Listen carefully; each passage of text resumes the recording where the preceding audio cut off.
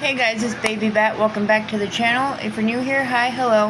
Hope you're all having a great day, great morning, great afternoon, great evening, great night, whenever y'all are watching this. I was going to wait, but I'm not going to now. We're going to read the second chapter of Coraline as soon as I can find the page.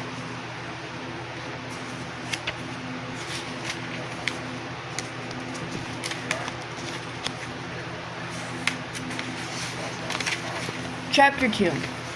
The next day it had stopped raining, but a thick white fog had lowered over the house. "I'm going for a walk," said Coraline. "Don't go too far," said her mother, "and dress up warmly." Coraline put on her blue coat with a hood, her red scarf, and her yellow Wellington boots. She went out. Miss Bink was walking her dogs. "Hello, Caroline," said Miss Bink. "Rotten weather." "Yes," said Coraline. "I played Portia once," said Miss Bink. "Miss Forcible talks about her Ophelia, but it was my Portia they came to see, when we trod the boards." Miss Bink was bundled up in pullovers and cardigans, so she seemed more small and circular than ever. She looked like a large, fluffy egg. She wore thick glasses that made her eyes seem huge. "They used to send flowers in my dressing room. They did," she said. "Who did?" asked Coraline. Miss Bink looked around cautiously, looking over first one shoulder and then over the other, peering into the mist as though someone might be listening. "Men," she whispered. Then she tugged the dogs the hill and waddled off back toward the house. Coraline continued her walk. She was 3/4 of the way around the house when she saw Miss Forcible standing at the door to the flat she shared with Miss Bink. "Have you seen Miss Bink, Caroline?" Coraline told her that she had, and that Miss Bink was out walking the dogs. "I do hope she doesn't get lost. It'll bring on her shingles if she does. You'll see," said Miss Forcible. "You'd have to be an explorer to find your way around in this fog." "I'm an explorer," said Coraline. "Of course you are, lovey," said Miss Forcible. "Don't get lost now." Coraline continued walking through the gardens in the gray mist. She always kept in sight of the house. After about 10 minutes of walking, she found herself back where she had started. The hair over her eyes was limp and wet, and her face felt damp. "Ahoy, Caroline!" called the crazy old man upstairs. "Oh, hello," said Coraline. She could hardly see the old man through the mist. He walked down the steps on the outside of the house that led up past Coraline's front door to the door of his flat.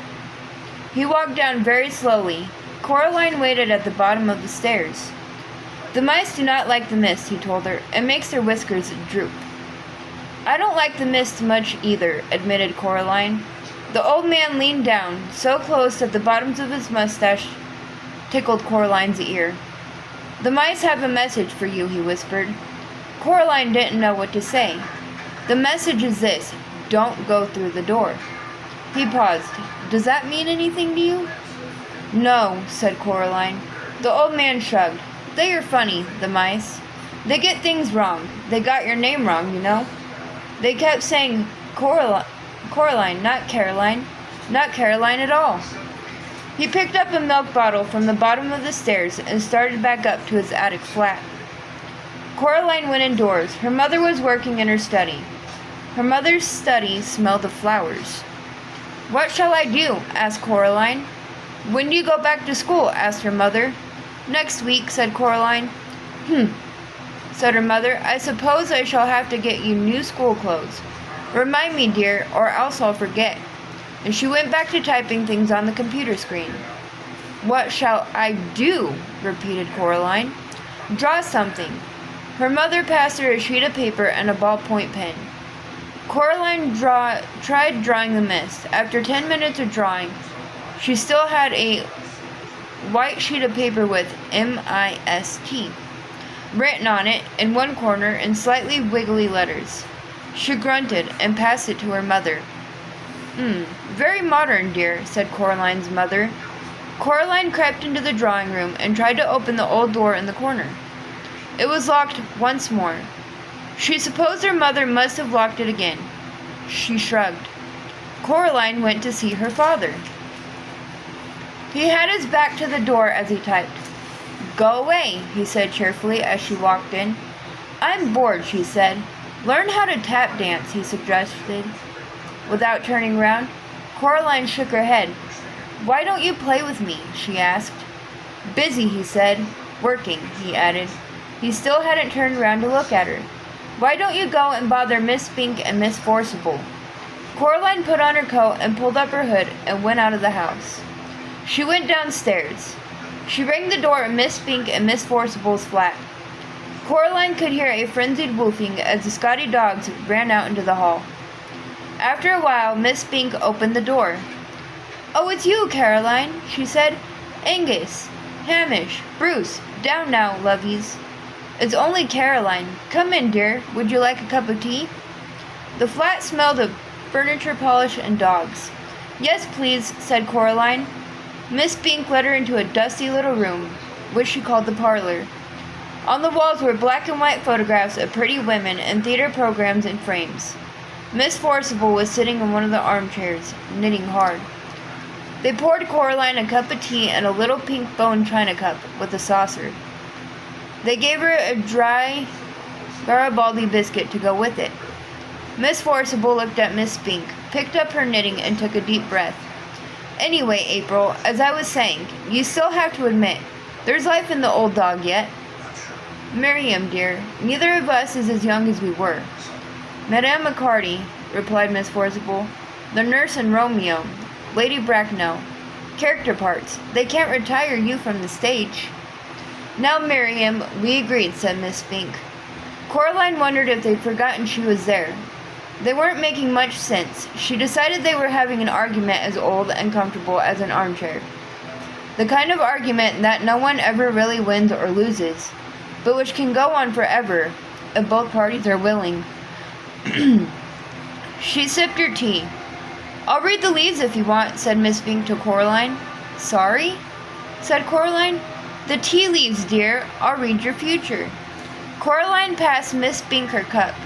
Miss Spink peered short-sightedly at the black tea leaves in the bottom. She pursed her lips.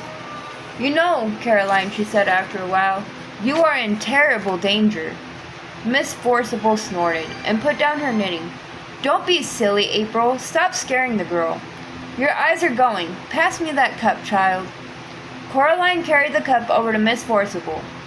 Miss Forcible looked into it carefully, shook her head, and looked into it again. "Oh dear," she said. "You were right, April. She is in danger." "See, Miriam," said Miss Spink triumphantly.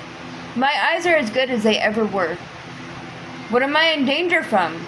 asked Coraline. Mrs. Spink and Forcible stared at her blankly. "It didn't say," said Miss Spink.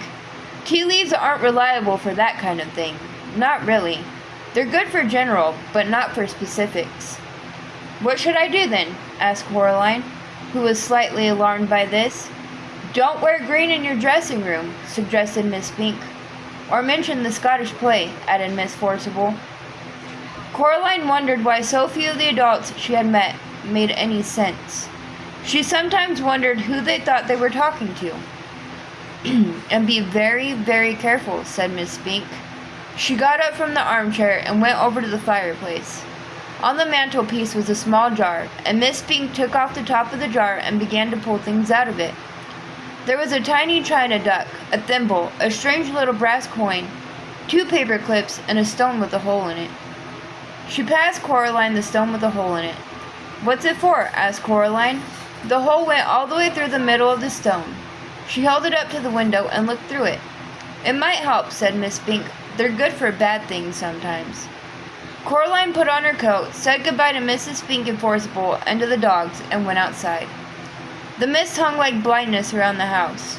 She walked slowly to the stairs up to her family's flat, and then stopped and looked around.